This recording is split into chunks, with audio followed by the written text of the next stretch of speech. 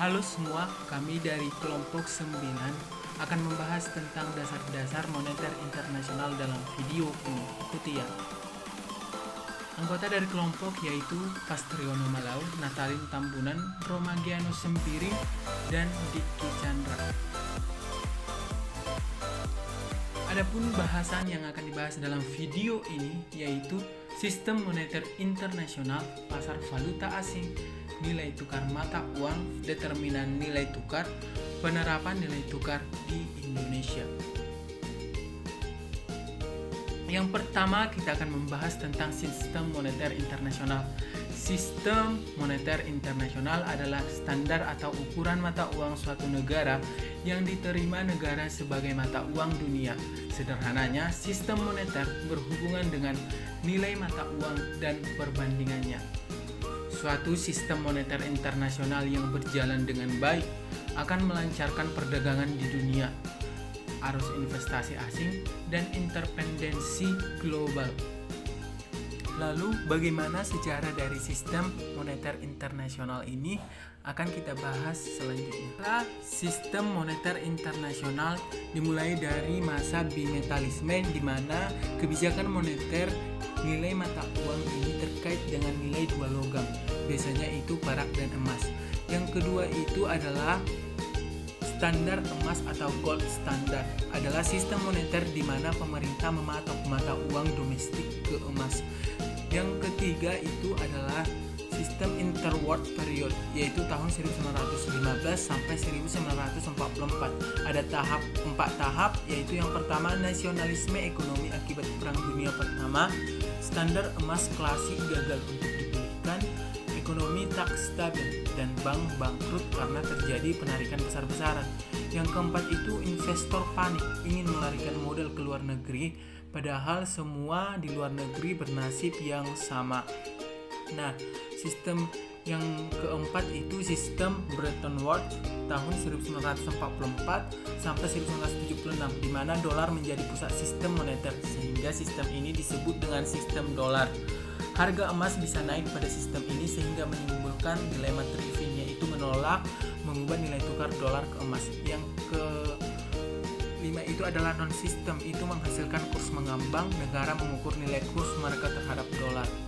Bahasan kita selanjutnya yaitu pasar valuta asing atau falas.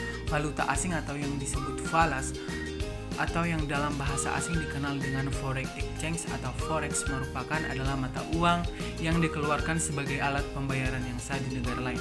Valuta asing akan mempunyai suatu nilai apabila valuta tersebut dapat ditukarkan dengan valuta lain tanpa pembatasan. Nah, lalu siapa saja yang menjadi pelaku di pasar valuta asing? Yang pertama, masyarakat dan perorangan. Perorangan yang bermain di pasar falas terdorong oleh kebutuhan bisnis dan pribadinya. Kebutuhan pribadi misalnya itu seorang ingin mengirim sejumlah uang kepada keluarganya di luar negeri. Lalu kebutuhan bisnis muncul akibat seseorang itu terlibat dalam bisnis internasional. Contohnya itu adalah importer individu. Yang kedua itu adalah institusi. Institusi yang dimaksud adalah institusi keuangan yang mempunyai investasi internasional, meliputi dana pensiun, perusahaan asuransi, mutual fund, dan bank investasi. Yang ketiga itu adalah perbankan. Bank umum melakukan transaksi jual beli valuta asing untuk berbagai keperluan, antara lain melayani nasabah yang ingin menukarkan uangnya ke dalam bentuk mata uang lain untuk memenuhi kewajibannya dalam bentuk valuta asing.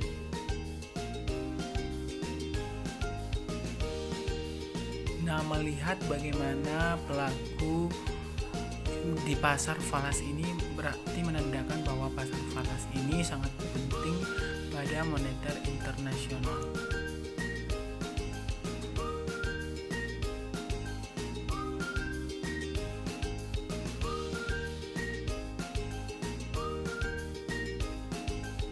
Selanjutnya kita akan membahas tentang nilai tukar mata uang. Menurut Manque, nilai tukar mata uang antara dua negara adalah harga dari mata uang yang digunakan oleh penduduk negara-negara tersebut untuk saling melakukan perdagangan antara satu sama lain. Nilai tukar mata uang adalah harga dari mata uang suatu negara terhadap mata uang negara lain yang dipergunakan dalam melakukan perdagangan antara kedua negara tersebut, di mana nilainya ditentukan oleh penawaran dan permintaan kedua mata uang. Nah, selanjutnya yaitu jenis nilai tukar mata uang. Yang pertama, nilai tukar mata uang nominal, di mana merupakan perbandingan harga relatif dari mata uang antara dua negara. Yang kedua, nilai tukar mata uang real, merupakan perbandingan harga relatif dari barang yang terdapat di dua negara. Selanjutnya yaitu sistem nilai tukar mata uang. Yang pertama, sistem nilai tukar mata uang mengambang bebas atau free floating exchange rate system.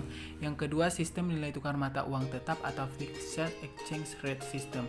Yang ketiga, sistem nilai tukar mata uang mengambang terkendali, yaitu managed float exchange rate system. Yang keempat, ada sistem nilai tukar mata uang terikat atau pegged exchange rate system.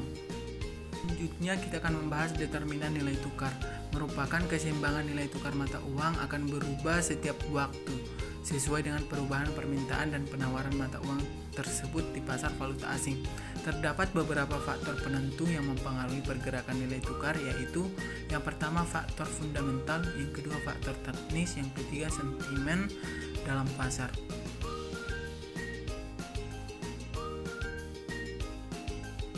Lalu apa saja faktor yang mempengaruhi nilai tukar mata uang suatu negara dengan mata uang negara lain? Ada yang pertama itu perubahan tingkat inflasi relatif, yang kedua perubahan tingkat suku bunga relatif, yang ketiga pengendalian pemerintah, yang keempat ekspektasi masa depan, dan yang kelima itu neraca perdagangan.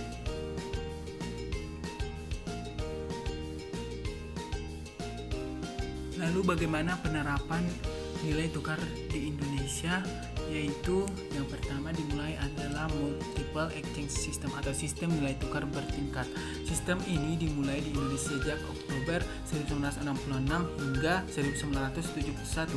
Penggunaan sistem ini dilakukan dalam rangka menghadapi berfluktuasinya nilai rupiah serta untuk mempertahankan dan meningkatkan daya saing yang hilang karena adanya inflasi 2 digit selama periode tersebut. Yang kedua, fixed exchange rate system atau sistem nilai tukar tetap.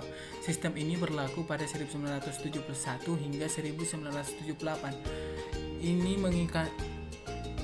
mengaitkan secara langsung nilai tukar rupiah dengan dolar Amerika Serikat, yaitu 1 dolar sama dengan 415 rupiah. Pemberlakuan sistem ini dilandasi oleh kuatnya posisi neraca pembayaran pada kurun waktu 1971 hingga 1978. Neraca pembayaran tersebut kuat karena sektor migas mempunyai peran besar. Selanjutnya yaitu managed floating exchange rate atau sistem nilai tukar mengambang terkendali. Nah, ini berlaku pada 1978 sampai 1997. Pada masa ini nilai tukar tidak lagi semata-mata dikaitkan dengan dolar Amerika Serikat, akan tetapi terhadap sekeranjang mata uang asing atau basket currency.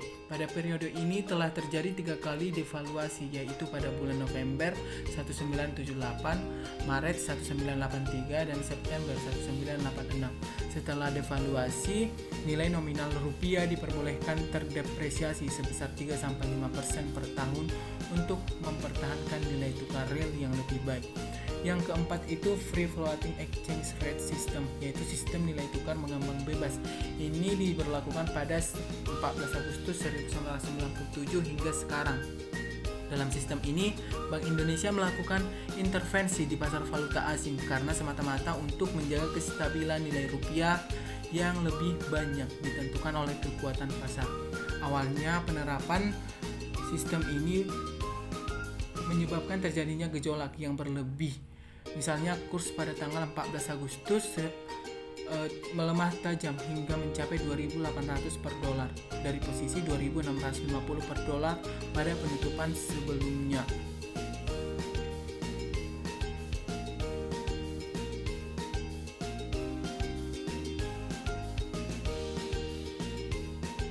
Nah, yang dapat kita simpulkan dari materi video ini yaitu bahwa sistem moneter internasional adalah ukuran atau standar mata uang satu negara yang diterima oleh negara-negara besar sebagai mata uang dunia.